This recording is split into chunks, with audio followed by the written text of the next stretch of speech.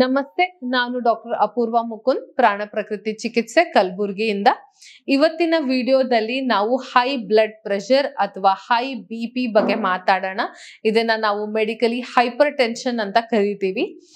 So ಈ high blood pressure ಯಾಕಾಗುತ್ತೆ ಅಂತ ಹೇಳಿದ್ರೆ ಸ್ಪೆಸಿಫಿಕಲಿ ಸ್ಟ್ರೆಸ್ ಲೆವೆಲ್ಸ್ ಇಂದ ಆಗುತ್ತೆ, ಇನ್ನು ಕೆಲವರಿಗೆ ಜೆನೆಟಿಕಲಿ ಇರುತ್ತೆ, ಅಥವಾ ಇನ್ನು ನಮ್ಗೆ ಆಲ್ರೆಡಿ ಡಯಾಬಿಟೀಸ್ ಇದೆ, ಕೊಲೆಸ್ಟ್ರಾಲ್ ಇದೆ ಅಂದ್ರೆ ಅದರ ಕಾಂಪ್ಲಿಕೇಶನ್ ಆಗಿ ನಮ್ಗೆ ಹೈ BP ಕೂಡ ಸ್ಟಾರ್ಟ್ ಆಗ್ತಾ ಬರುತ್ತೆ. ಸೊ ಇದನ್ನ ನಾವು ಲೈಫ್ ಸ್ಟೈಲ್ ಡಿಸಾರ್ಡರ್ ಅಂತ ಕರಿತೀವಿ. ಯಾಕಂದ್ರೆ ನಮ್ಮ ಜೀವನ ಶೈಲಿ ಸರಿ ಇಲ್ಲದೆ ಹೋದಲ್ಲಿ ಬರುವಂತ ಕಾಯಿಲೆಗಳನ್ನ ನಾವು ಲೈಫ್ ಸ್ಟೈಲ್ ಡಿಸಾರ್ಡರ್ ಅಂತ ಕರಿತೀವಿ. ಸೊ ಲೈಫ್ ಸ್ಟೈಲ್ ಅಂದ್ರೆ ಪ್ರಾಬ್ಲಮ್, ಡೆಫಿನೆಟ್ಲಿ ನಿಮ್ಮ ಲೈಫ್ ಸ್ಟೈಲ್ ಸರಿ ಇಲ್ಲ ಅಂತ ನಿಮ್ಗೆ ಇದು ಪ್ರಾಬ್ಲಮ್ ಆಗ್ತಿದೆ ಅಂದ್ರೆ ಫಿಸಿಕಲ್ ಆಕ್ಟಿವಿಟಿ ಇಲ್ಲ, ನಿಮ್ಮ ಡಯಟ್ ಚೆನ್ನಾಗಿಲ್ಲ, ಅಥವಾ ನೀವು ಸ್ಮೋಕ್ ಮಾಡ್ತೀರಾ, ಆಲ್ಕೋಹಾಲ್ ಜಾಸ್ತಿ ತಗೋತೀರಾ, ಇದೆಲ್ಲ ಮಾಡೋದ್ರಿಂದ ನಿಮ್ಗೆ ಹೈ BP ಪ್ರಾಬ್ಲಮ್ ಆಗೋ ಚಾನ್ಸಸ್ ತುಂಬಾ ಕಾಮನ್ ಆಗಿ ಇರುತ್ತೆ. ಸೊ ಈಗ ಆಲ್ರೆಡಿ ನಮ್ಗೆ ಹೈ BP ಆಗಿದೆ, ಇದನ್ನ ನಾವು ಹೇಗೆ ಕಡಿಮೆ ಮಾಡ್ಕೊಳ್ಬೇಕು ನ್ಯಾಚುರಲಿ ಅಂತ ನಾನಿವತ್ತು ಹೇಳ್ತೀನಿ. ಸೊ ಫಸ್ಟ್ ಏನಂತ ಹೇಳಿದ್ರೆ, ನ್ಯಾಚುರಲಿ ಕಡಿಮೆ ಮಾಡ್ಕೊಳ್ಬೇಕು ಅಂತ BP ಹೈ ಇದ್ರೂ ಕೂಡ ಮನೆಯಲ್ಲೇ ಇದ್ಕೊಂಡು ಇರಬೇಡಿ, ಇದರಿಂದ ತುಂಬಾ ಜಾಸ್ತಿ ಕಾಂಪ್ಲಿಕೇಶನ್ಸ್ ಆಗತ್ತೆ. ಸೊ ಕಾಂಪ್ಲಿಕೇಶನ್ಸ್ ನ ಪ್ರಿವೆಂಟ್ ಮಾಡಬೇಕು ಅಂದ್ರೆ BP ಜಾಸ್ತಿ ಇದ್ದಾಗ ಇಮಿಡಿಯೇಟ್ಲಿ ಕನ್ಸಲ್ಟ್ ಮಾಡಿ ಅದನ್ನ ಮಾತ್ರೆಗಳನ್ನ ತಗೊಳ್ಳಿ, BP ನ ಕಂಟ್ರೋಲ್ಗೆ ತಗೊಂಡ್ ಬನ್ನಿ. ಅದರ ಜೊತೆಗೆ ನಿಮ್ಮ ಲೈಫ್ ಸ್ಟೈಲ್ ಕೂಡ ಚೇಂಜ್ ಮಾಡಿಕೊಂಡು ನಿಧಾನಕ್ಕೆ ಆ ಡೋಸೇಜ್ ನ ಕಡಿಮೆ ಮಾಡ್ಕೊಳ್ಳಿ. ನಾನು ಇದನ್ನ ಸೊಲ್ಯೂಷನ್ ಹೇಳಕ್ಕಿಂತ ಮುಂಚೆ ಯಾಕೆ ಸೊಲ್ಯೂಷನ್ ತಗೊಳ್ಬೇಕು, ಏನೆಲ್ಲ ಕಾಂಪ್ಲಿಕೇಶನ್ಸ್ ಆಗತ್ತೆ ಅಂತ ಹೇಳ್ತೀನಿ. BP ಜಾಸ್ತಿ ಇದ್ದಾಗ ಕಾಂಪ್ಲಿಕೇಶನ್ಸ್ ಆಗುವಂಥದ್ದು ಸ್ಪೆಷಲಿ ಹಾರ್ಟ್ ಅಟ್ಯಾಕ್ ಮತ್ತೆ ಸ್ಟ್ರೋಕ್ ಆಗುತ್ತೆ. ಸೊ ಇದೆಲ್ಲ ಆಗೋ ಚಾನ್ಸಸ್ ಇಂದ ನಿಮ್ಗೆ ಬ್ಲೀಡಿಂಗ್ ಎಲ್ಲಿ ಬೇಕಾದ್ರೂ ಆಗ್ಬೋದು, ಬಾಡಿಯಲ್ಲಿ ಇಮಿಡಿಯೇಟ್ ಆಗಿ ಬ್ಲೀಡಿಂಗ್ ಆಗೋ ಚಾನ್ಸಸ್ ತುಂಬಾ ಹೈ ಇರುತ್ತೆ. ನಿಮ್ಗೆ ಹೈ BP ಇದ್ದಾಗ ತುಂಬಾ ಜನಕ್ಕೆ ಸ್ಟ್ರೋಕ್ ಅದರಿಂದಾನೇ ಆಗೋದು. ಸೊ ಇದೆಲ್ಲ ತುಂಬಾ ವರ್ಸ್ಟ್ ಕಾಂಪ್ಲಿಕೇಶನ್ಸ್ ಆಗಿರೋ ಕಾರಣ. ಇನ್ನು ಸೈನ್ಸ್ ಅಂಡ್ ಸಿಂಪ್ಟಮ್ಸ್ ಅಂದ್ರೆ ಕೆಲವೊಬ್ಬರಿಗೆ ಬೆವರು ತುಂಬಾ ಬಿಡ್ತಾ ಇರುತ್ತೆ, ಸ್ವಲ್ಪ ಓಡಾಡ್ದು ಕೂಡ ತುಂಬಾ ಬೆವರ್ತಾ ಇದ್ದೀನಿ, ಹಾರ್ಟ್ ಬೀಟ್ ಕೇಳಿಸ್ದಂಗ ಆಗುತ್ತೆ, ಪ್ಯಾಲ್ಪಿಟೇಷನ್ಸ್ ಅಂತ ಹೇಳ್ತೀವಿ. ಸೊ ಈ ಸಿಂಪ್ಟಮ್ ಬರುತ್ತೆ. ಕೆಲವೊಬ್ಬರಿಗೆ ತಲೆ ಸುತ್ತು ಬರುತ್ತೆ, ತಲೆ ಭಾರ ಆಗುತ್ತೆ BP ಜಾಸ್ತಿ ಆದಾಗ. ಸೊ ಇದೆಲ್ಲ common science and symptoms. So ಇದೆಲ್ಲ ಆಗೋಕ್ಕಿಂತ ಮುಂಚೆ ಇದನ್ನ ಪ್ರಿವೆಂಟ್ ಮಾಡಬೇಕು. ಹೇಗೆ ಅಂದ್ರೆ ಕೊಲೆಸ್ಟ್ರಾಲ್ ಲೆವೆಲ್ಸ್ ನ ನೀವು ಮೇಂಟೈನ್ ಮಾಡಬೇಕು. ಕೊಲೆಸ್ಟ್ರಾಲ್ ಬಗ್ಗೆ ಡೀಟೇಲ್ ಆಗಿ ಆಲ್ರೆಡಿ ಇನ್ನೊಂದು ವಿಡಿಯೋದಲ್ಲಿ ಹೇಳಿದ್ದೀನಿ. ಸೊ ಇದೆಲ್ಲ ಮಾಡಬೇಕು. ಆಮೇಲೆ ಸ್ಪೆಸಿಫಿಕ್ ಆಗಿ BP ಜಾಸ್ತಿ ಇದ್ರೆ ನ್ಯಾಚುರಲಿ ನೀವು ಏನೆಲ್ಲ ಮನೇಲೆ ಮಾಡ್ಬೋದು ಅಂತ ಹೇಳ್ತೀನಿ. ಮೊದಲನೇದಾಗಿ ಕೊಲೆಸ್ಟ್ರಾಲ್ ನಾನು ಮೇಂಟೈನ್ ಮಾಡಬೇಕು ಅಂತ ಹೇಳಿದೆ. ಅದು ಮಾಡ್ಬೇಕಂದ್ರೆ ನಾವು ಡಯಟ್ ಕರೆಕ್ಟ್ ಆಗಿ ತಿನ್ಬೇಕು. ಸ್ಪೆಸಿಫಿಕ್ ಆಗಿ ಅಮೆರಿಕನ್ ಹಾರ್ಟ್ ಅಸೋಸಿಯೇಷನ್ ಇಂದ BP ಕಂಟ್ರೋಲ್ ಮಾಡೋದಕ್ಕೆ ಒಂದು ಡಯಟ್ ಅಂತ ಹೇಳಿದ್ದಾರೆ. ಇದನ್ನ ನಾವು ಡ್ಯಾಶ್ ಡಯಟ್ ಅಂತ ಕರಿತೀವಿ.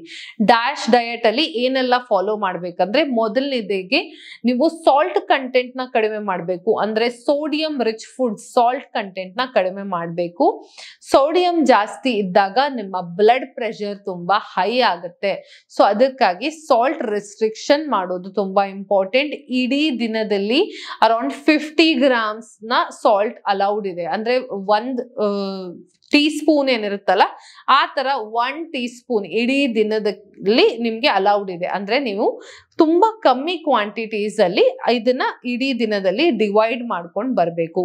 ಸೊ ಕಮ್ಮಿ ಸಾಲ್ಟ್ ತಗೊಳ್ಬೇಕು, ಅದು ಒಂದು. ನೆಕ್ಸ್ಟ್ ಏನಂದ್ರೆ ಹೈಡ್ರೇಷನ್, ನೀರ್ ಚೆನ್ನಾಗಿ ಕುಡಿಬೇಕು. ನೀರು ಅಟ್ಲೀಸ್ಟ್ 2 to 3 ಲೀಟರ್ಸ್ ಪ್ರತಿದಿನ ನೀವು ಕುಡಿತಾ ಇರಬೇಕು. ಸೊ ನೀರ್ ಚೆನ್ನಾಗಿ ಕುಡಿದ್ರೆ ನಿಮ್ಮ BP ಚೆನ್ನಾಗಿ ಮೇಂಟೈನ್ ಆಗುತ್ತೆ. ಥರ್ಡ್ ಏನಂತ ಅಂದ್ರೆ, good whole fruits and vegetables include ಮಾಡಬೇಕು. ಹೋಲ್ ಫುಡ್ಸ್ ನ ಇನ್ಕ್ಲೂಡ್ ಮಾಡಬೇಕು. ಅಂದ್ರೆ ರಿಫೈನ್ಡ್ ಫುಡ್ಸ್ ನ ಕಡಿಮೆ ಮಾಡ್ಬಿಟ್ಟು ಹೋಲ್ ಫುಡ್ಸ್ ಜಾಸ್ತಿ ಮಾಡಬೇಕು. ಅಂದ್ರೆ ಈ ಶುಗರ್ ಕಂಟೆಂಟ್ ನ ಕಡಿಮೆ ಮಾಡಬೇಕು. ಅದ್ರ ಬದಲು ನೀವು ಜಾಸ್ತಿ ಹೋಲ್ ಫುಡ್ಸ್ ಅಂದ್ರೆ ಬ್ರೌನ್ ರೈಸ್ ತಿನ್ನೋದಾಗಿರ್ಲಿ, ಮಿಲೆಟ್ಸ್ ತಿನ್ನೋದಾಗಿರ್ಲಿ, ಕಾರ್ಬೋಹೈಡ್ರೇಟ್ಸ್ ನ ಸ್ವಲ್ಪ ಕಡಿಮೆ ಮಾಡಬೇಕು. ಅದ್ರ ಜೊತೆಗೆ ಕಾಳುಗಳಾಗಿರ್ಬೋದು, ನಿಮ್ಮ ಬೇಳೆಗಳಾಗಿರ್ಬೋದು, ಇದೆಲ್ಲ ಸ್ವಲ್ಪ ಜಾಸ್ತಿ ಮಾಡಬೇಕು. ಫ್ರೂಟ್ಸ್ ಅಂಡ್ ವೆಜಿಟೇಬಲ್ಸ್ ಜಾಸ್ತಿ ಮಾಡಬೇಕು. Fruits and vegetables, specifically vegetables ಅಲ್ಲಿ ಯಾವುದೆಲ್ಲ ಹೆಲ್ಪ್ಫುಲ್ ಅಂದ್ರೆ ಈರುಳ್ಳಿ ಮತ್ತೆ ಬೆಳ್ಳುಳ್ಳಿ, ಇವೆರಡೂ ಕೂಡ BP ಕಂಟ್ರೋಲ್ ಮಾಡಕ್ಕೆ ತುಂಬಾ ಹೆಲ್ಪ್ಫುಲ್. ಇವನ್ ಕೊಲೆಸ್ಟ್ರಾಲ್ ಕೂಡ ಕಮ್ಮಿ ಮಾಡಕ್ಕೆ ಹೆಲ್ಪ್ಫುಲ್ ಆಗಿರುತ್ತೆ.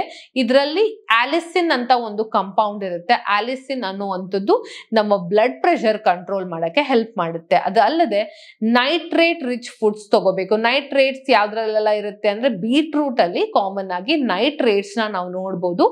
ನೈಟ್ರೇಟ್ಸ್ ರಿಚ್ ಇರುವಂತ ಫುಡ್ಸ್ ನ ಕನ್ಸ್ಯೂಮ್ ಮಾಡ್ತಾ ಬನ್ನಿ. ಬೀಟ್ರೂಟ್ ಜ್ಯೂಸ್ ಕುಡಿಬಹುದು ಪ್ರತಿದಿನ, ಅಥವಾ ನೀವು ಬೀಟ್ರೂಟ್ ನ ನಿಮ್ಮ ಊಟದಲ್ಲಿ ಪಲ್ಯ ಮಾಡ್ಕೊಂಡು ತಿನ್ಬಹುದು, ಈ ಸಲಾಡ್ ಮಾಡ್ಕೊಂಡು ತಿನ್ಬಹುದು. ಈ ರೀತಿ ಬೀಟ್ರೂಟ್ ನ ರೆಗ್ಯುಲರ್ ಆಗಿ ನಿಮ್ಮ ಡಯಟ್ ಅಲ್ಲಿ ಯೂಸ್ ಮಾಡ್ಕೊಳ್ಳಿ. ಬಟ್ ನೀವೇನಾದ್ರೂ ಬೀಟ್ರೂಟ್ ಜ್ಯೂಸ್ ಕುಡಿತಾ ಇದ್ರೆ ಇದು ನ್ಯಾಚುರಲ್ ಆಗಿ ಬ್ಲಡ್ ಥಿನ್ನರ್ ತರಾನು ಆಕ್ಟ್ ಮಾಡುತ್ತೆ. ಸೊ ನೀವೇನಾದ್ರೂ already BP medicines, blood thinners ತಗೊಳ್ತಾ ಇದ್ರೆ ತುಂಬಾ ಕೇರ್ಫುಲ್ ಆಗಿ ತಗೊಳ್ಬೇಕು. ಸಡನ್ ಆಗಿ BP ಡೌನ್ ಆಗೋ ಚಾನ್ಸಸ್ ಕೂಡ ಇರುತ್ತೆ. ಸೊ ತುಂಬಾ ರೆಗ್ಯುಲರ್ ಆಗಿ ಫುಡ್ ಅಲ್ಲಿ ತಗೊಳ್ಳಿ. ಜ್ಯೂಸ್ ಏನಾದ್ರೂ ಕುಡಿಯೋಂಗಿದ್ರೆ ತುಂಬಾ ಕೇರ್ಫುಲ್ ಆಗಿ ಇದನ್ನ ನೀವು ಯೂಸ್ ಮಾಡ್ತಾ ಬರ್ಬೇಕು. ಅದಲ್ಲದೆ ನಾನು ಫ್ರೂಟ್ಸ್ ಬಗ್ಗೆ ಹೇಳಿದೆ. ಫ್ರೂಟ್ಸ್ ಅಲ್ಲೂ ಕೂಡ ಪೊಟ್ಯಾಷಿಯಂ ರಿಚ್ ಫ್ರೂಟ್ಸ್ ತುಂಬಾ ಹೆಲ್ಪ್ಫುಲ್ ಆಗುತ್ತೆ. ಸ್ಪೆಷಲಿ ಪೊಟ್ಯಾಷಿಯಂ ಯಾವ್ದ್ರಲ್ಲೆಲ್ಲ ಇರುತ್ತೆ ಅಂದ್ರೆ ಬನಾನಾ ಅಲ್ಲಿ ಇರುತ್ತೆ. ಬಾಳೆಹಣ್ಣಲ್ಲಿ ಪೊಟ್ಯಾಷಿಯಂ ಒಳ್ಳೆ ಪ್ರಮಾಣದಲ್ಲಿ ಇರುತ್ತೆ. ಸೊ ಬನಾನಾ ರೆಗ್ಯುಲರ್ ಆಗಿ ಕನ್ಸ್ಯೂಮ್ ಮಾಡೋದ್ರಿಂದ ಕೂಡ BP ನ ನೀವು ಕಡಿಮೆ ಮಾಡ್ಕೊಳ್ಬಹುದು. ಅಂದ್ರೆ ಸೋಡಿಯಂ ಕಮ್ಮಿ ಮಾಡಿ ಪೊಟ್ಯಾಷಿಯಂ ರಿಚ್ ಫುಡ್ಸ್ ನ ಜಾಸ್ತಿ ಮಾಡ್ಬೇಕು. ಇವನ್ ಪೇರಳೆ ಹಣ್ಣು, ಗ್ವಾವಾ ಅಂತ ಏನ್ ಹೇಳ್ತೀವಿ, ಅದ್ರಲ್ಲೂ ಕೂಡ ಪೊಟ್ಯಾಷಿಯಂ ಜಾಸ್ತಿ ಇರುತ್ತೆ. ಸೊ ಈ ಫುಡ್ಸ್ ನ ನೀವು ಇನ್ಕ್ಲೂಡ್ ಮಾಡ್ಬೋದು. ಎಳನೀರಲ್ಲೂ ಕೂಡ ಪೊಟ್ಯಾಷಿಯಂ ಇರುತ್ತೆ. ಬಟ್ ಎಳನೀರಲ್ಲಿ ಸೋಡಿಯಂ ಕೂಡ ಸ್ವಲ್ಪ ಮಟ್ಟಿಗೆ ಜಾಸ್ತಿ ಇರುತ್ತೆ. ಸೊ ಅದನ್ನ ಒಂದು ಮಾಡರೇಟ್ ಕ್ವಾಂಟಿಟೀಸ್ ಅಲ್ಲಿ ನೀವು ತಗೊಳ್ಬಹುದು. ಅದಲ್ಲದೆ ದಾಸವಾಳ, ಹೈಬಿಸ್ಕಸ್ ಟೀ ತುಂಬಾ ಫೇಮಸ್ ಆಗಿ BP ಪ್ರಾಬ್ಲಮ್ಸ್ಗೆ ಯೂಸ್ ಮಾಡ್ತಾರೆ. ಸೊ ಈ ದಾಸವಾಳನ ಟೀ ಮಾಡ್ಕೊಂಡು ಕುಡಿಬಹುದು. ಅಂದ್ರೆ ಈ ದಾಸವಾಳ ಹೂ ಇರುತ್ತಲ್ಲ, ಕೆಂಪ್ ಕಲರ್ ದಾಸವಾಳನ ನೀವು ನೀರಿಗೆ ಹಾಕ್ಬಿಟ್ಟು, ಅದನ್ನ ಒಣಗಿಸಿರೋ ದಾಸವಾಳ ಆದ್ರೂ ಪರವಾಗಿಲ್ಲ, ಅದನ್ನ ನೀರಿಗೆ ಹಾಕ್ಬಿಟ್ಟು ಕುದಿಸ್ಬಿಟ್ಟು ಅದಕ್ಕೆ ಚೆನ್ನಾಗಿ ಕಲರ್ ಬಂದಾಗ ನೀವು ಈ ಟೀನ ರೆಗ್ಯುಲರ್ ಆಗಿ ಕನ್ಸ್ಯೂಮ್ ಮಾಡಬಹುದು. ಈ ಟೀ ಕುಡಿಯೋದ್ರಿಂದ ಕೂಡ ಬ್ಲಡ್ ಪ್ರೆಷರ್ ಲೆವೆಲ್ಸ್ ಕಡಿಮೆ ಆಗುತ್ತೆ. ಸೊ ಇದೆಲ್ಲ ನ್ಯಾಚುರಲ್ ರೆಮಿಡೀಸ್ ಮಾಡಬೇಕು. ಅದರ ಜೊತೆಗೆ ನಿಮ್ಮ ಬ್ಯಾಲೆನ್ಸ್ಡ್ ಡಯಟ್ ತುಂಬಾ ಇಂಪಾರ್ಟೆಂಟ್. ಯಾಕಂದ್ರೆ ಕೊಲೆಸ್ಟ್ರಾಲ್ ಲೆವೆಲ್ಸ್ ಹೈ ಆದಾಗ ಕೂಡ ನಿಮ್ಗೆ BP ಪ್ರಾಬ್ಲಮ್ಸ್ ಹೈ ಆಗುತ್ತೆ. ಯಾಕೆ ಕೊಲೆಸ್ಟ್ರಾಲ್ ಜಾಸ್ತಿ ಆದಾಗ BP ಹೈ ಆಗುತ್ತೆ? ನಾನು ನಿಮ್ಗೆ ಕ್ಲಿಯರ್ ಆಗಿ ಎಕ್ಸ್ಪ್ಲೇನ್ ಮಾಡಿದ್ದೆ. ಕೊಲೆಸ್ಟ್ರಾಲ್ ಜಾಸ್ತಿ ಇದ್ದಾಗ ಏನ್ ಮಾಡುತ್ತೆ, ನಮ್ಮ ರಕ್ತನಾಳದಲ್ಲಿ ಕೊಲೆಸ್ಟ್ರಾಲ್ ಕೂತ್ಕೊಳ್ಳುತ್ತೆ. ಅವಾಗ ನಮ್ಗೆ ರಕ್ತ ಪಾಸ್ ಆಗೋದಕ್ಕೆ ಜಾಗ ಇರೋದಿಲ್ಲ. ಜಾಗ ಇಲ್ಲದೆ ಇರುವ ಕಾರಣ ರಕ್ತ ತುಂಬಾ ವೇಗವಾಗಿ ಹೋಗ್ಬೇಕಾಗತ್ತೆ.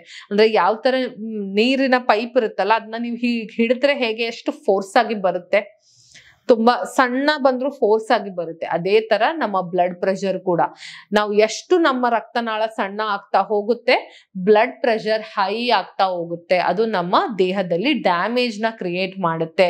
ನೀವು ನೋಡಿದಿರ, ಫೋರ್ಸ್ ಆಗಿ ನೀರ್ ಹಾಕಿದ್ರೆ ಹೇಗೆ ಮಣ್ಣಲ್ಲಿ ಕೂಡ ಒಂದು ಹೋಲ್ ಆಗ್ಬಿಡುತ್ತೆ ಅಲ್ವಾ, ಅಷ್ಟು ಅದು ಫೋರ್ಸ್ ಇರುತ್ತೆ. ಅದೇ ತರ ನಮ್ಮ ಬ್ಲಡ್ ಪ್ರೆಷರ್ ಕೂಡ ಹೈ ಆದಾಗ ನಮ್ಮ ಬಾಡಿಯಲ್ಲಿ ಡ್ಯಾಮೇಜ್ ನ ಕ್ರಿಯೇಟ್ ಮಾಡುತ್ತೆ. ಸೊ ಅದಕ್ಕಾಗಿ ನೀವು ಬ್ಯಾಲೆನ್ಸ್ಡ್ ಡಯಟ್ ತಗೊಳ್ಬೇಕು. ಅದ್ರ ಜೊತೆಗೆ ಎಕ್ಸರ್ಸೈಸ್ ನ ಮಾಡೋದನ್ನ ಮಿಸ್ ಮಾಡಬೇಡಿ. ರೆಗ್ಯುಲರ್ ಆಗಿ ಫಿಸಿಕಲ್ ಆಕ್ಟಿವಿಟಿ ಮಾಡೋರಿಗೆ BP ಪ್ರಾಬ್ಲಮ್ಸ್ ಕಡಿಮೆ ಇರುತ್ತೆ, ಅವರಿಗೆ ಕೊಲೆಸ್ಟ್ರಾಲ್ ಪ್ರಾಬ್ಲಮ್ಸ್ ಕಡಿಮೆ ಇರುತ್ತೆ. ಸ್ಪೆಸಿಫಿಕ್ ಆಗಿ ಯೋಗದಲ್ಲಿ ನಾವು ಪ್ರಾಣಾಯಾಮಗಳನ್ನ ಹೇಳ್ತೀವಿ. ಕೂಲಿಂಗ್ ಪ್ರಾಣಾಯಾಮ ಅಥವಾ ಕಾಮನ್ ಆಗಿ ಈ ಅನುಲೋಮ್ ವಿಲೋಮ್ ಅಥವಾ ನಾಡಿ ಶೋಧನ ಅಂತ ನಾವೇನ್ ಕರಿತೀವಿ, ಅದನ್ನ ಮಾಡಬಹುದು. ಅದಲ್ಲದೆ ಕೂಲಿಂಗ್ ಪ್ರಾಣಾಯಾಮ ಅಂದ್ರೆ ಶೀತಲಿ ಪ್ರಾಣಾಯಾಮ, ಇದೆಲ್ಲ ಮಾಡೋದ್ರಿಂದ ನಿಮ್ಗೆ BP ಲೋ ಆಗುತ್ತೆ.